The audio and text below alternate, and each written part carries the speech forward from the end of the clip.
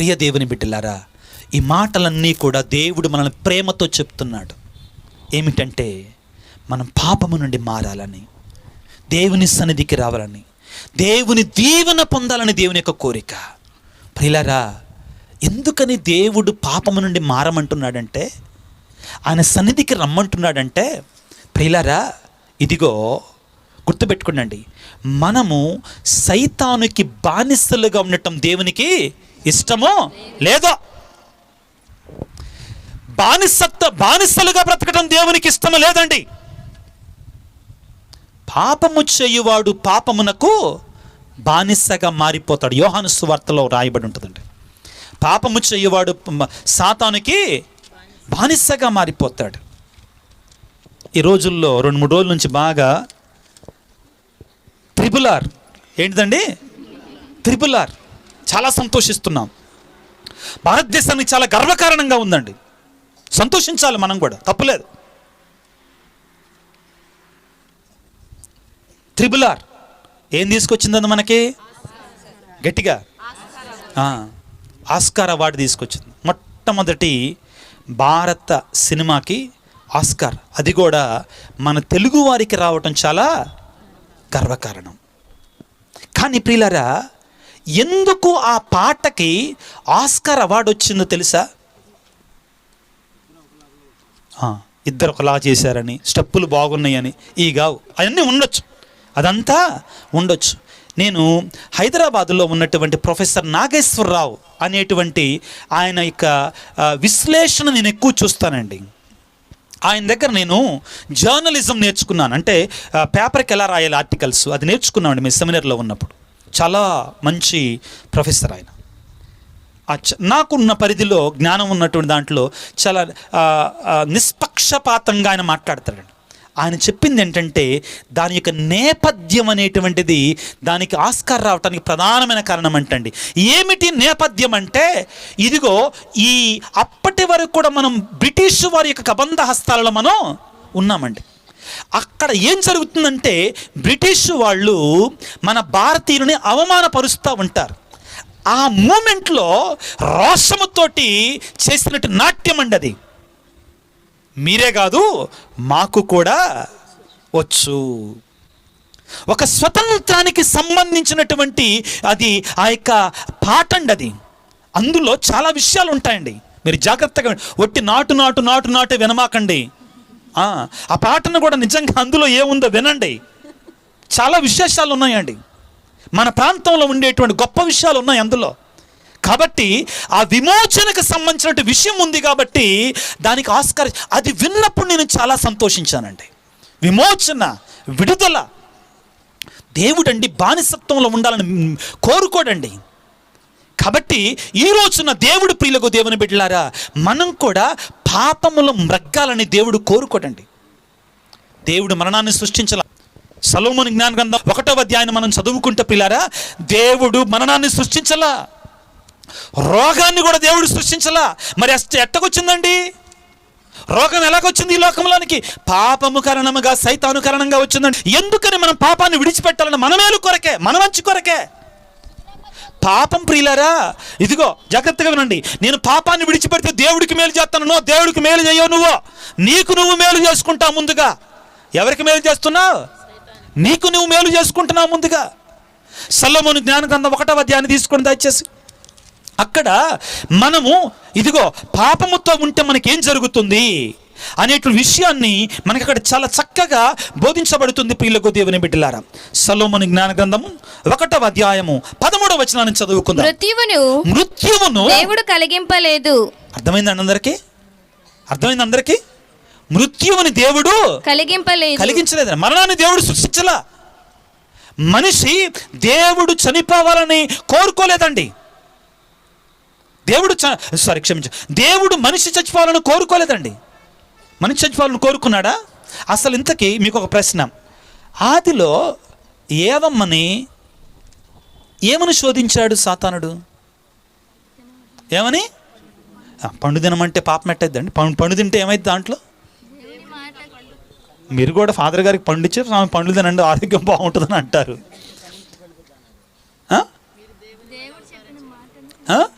చెప్పండి, పర్లేదు. అక్కడ ఒక కిటికీ ఉందండి, జాగ్రత్తగా వినండి. చాలా ప్రమాదకరమైన కిటికీ. దాన్ని మనం మరిచిపోతున్నామండి. దాన్ని మనం ఏంది తప్పనంటే తినతోన్న పండు తిన్నాడండి అని అంటారు. ఏంటంట తింటే? సాతానుడు ఏమంటాడంటే, చదువు మాటను చదువు, మీరు ఈ పండు తిన్నచో మీరు దేవుని వలె అవుతారు. ఎలా అవుతా ఉంటాండి? మీరు ఈ పండు తింటే మీరు దేవుని వలె అవుతారు. ఎలా అవుతారంటండి? దేవుని వలె. కానీ ఇక్కడ నేను అనేది ఏంటంటే అసలు విషయం అండి, ఇది చాలా ముఖ్యమైన విషయం అండి. కానీ వాళ్ళు దేవుళ్ళలాగానే ఉన్నారు కదా. ఎలా చేశాడు మనిషిని దేవుడు? తనలాగా చేసుకున్నాడు కదా, తనలాగా చేసుకున్నాడు కదా. చూడండి, జాగ్రత్తగా వినండి పిల్లారా, చాలా ముఖ్యమైనటువంటిది. అక్కడ సాతానుడు ఏమన్నాడంటే, మీరు ఈ పండు తింటే దేవునిలాగా అవుతారు, దేవునిలాగా మారతారు అన్నాడండి. కానీ దేవుడు ఏమన్నాడు? ముందుగానే మనిషిని సృష్టించినప్పుడు ఎలా సృష్టించాడు? తనలాగానే సృష్టించుకున్నాడు కదా. తనలాగా ఉన్న మనిషి దగ్గరికి వచ్చి మీరు ఈ పండు తింటే దేవుడిలాగా మారతాడు అంటామేంటి? భ్రమ కలిగిస్తుందండి సాతానుడు.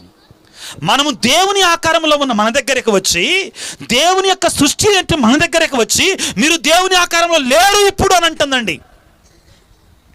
కాబట్టి ఇది తింటేనే దేవుడిలాగా మారతాడు అంటున్నాడు. కానీ దేవుడు ఆల్రెడీ మనల్ని తనలాగా సృష్టించుకున్నాడు. అవునా కాదండి?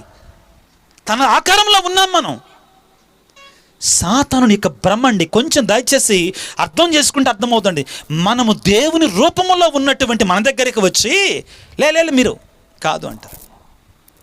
ఏ మాట అయితే దేవుడు యేసు ప్రభుతో చెప్పాడు, నీవు నా ప్రియమైన కుమారుడివి అని పలికాడో, అదే మాట నీ గురించి నా గురించి పలకాలనుకుంటున్నాడు దేవుడు. అవును, మనం దేవుని ప్రియమైన కుమారులు. కానీ ప్రియులారా, ఇది ఇప్పుడు చదువుకున్నట్లుగా దేవుడు మరణమును కలిగించలేదు. ఆ తర్వాత చదువమ్మా. ప్రాణులు చనిపోవుటను చూచి అతడు సంతసించడు. అతడు ప్రతి ప్రాణిని జీవించుట కొరకే సృజించెను. అతడు చేసిన ప్రాణులన్నీ ఆయురారోగ్యములతో అలరారుచున్నవి. రోగాన్ని దేవుడు సృష్టించలేదండి. ఇప్పుడు చదువుకుందామా, 2వ అధ్యాయం 23వ వచనాన్ని చదువమ్మా. దేవుడు నరుని అమరునిగా చేసెను. ఎలా చేశాడంటండి? అమరునిగా చేసెను, చిరంజీవిగా చేశాడు. ఎలా చేశాడు? మన తెలుగు స్టార్ చిరంజీవి కాదండి, అందరం చిరంజీవులమే దేవుడి దృష్టిలో. అర్థమైందా? ఎలా చేశాడంటే మనల్ని అమరునిగా చేశాడు. అమరుని అంటే మరుని అంటే మరణం. మరణము లేనివాడిగా చేశాడంట మనిషిని. అమరునిగా చేశాడంటండి. అతనిని, ఈ మాట వినండి, ఈ మాట వినండి జాగ్రత్తగా. అతనిని తనలాగా నిత్యునిగా చేశాడు. సాతానుడు ఏమంటున్నాడు అక్కడ? మీరు పండు తింటే దేవుడు లాగా అవుతారని. ఆల్రెడీ దేవుడు మనం చేశాడు కదా తనలాగానే. సాతానుడి యొక్క మోసం అండి అది. మరి ఎలా వచ్చింది మరణం ఈ లోకంలోకి అంటే? కానీ పిశాచము అసూయ వలన మృత్యువు లోకములోనికి ప్రవేశించెను. సాతాను వల్ల, పాపం వల్ల ఈ లోకంలోకి మరణం వచ్చింది, వ్యాధి వచ్చింది పిల్లరా. తర్వాత 1వ అధ్యాయము చివరి వాక్యాన్ని చదువుకుందాం, 16వ వచనాన్ని చదువుకుందాం. కానీ దుష్టులు తమ వాక్కు క్రియల ద్వారా మృత్యువును ప్రియులారా మనమే ఆహ్వానించుకుంటున్నాం. మన పాపము ద్వారా, మన చెడు ద్వారా, మన చీకటి కార్యాల ద్వారా మన ఆత్మీయ మరణాన్ని మనం కొని తెచ్చుకుంటున్నాం.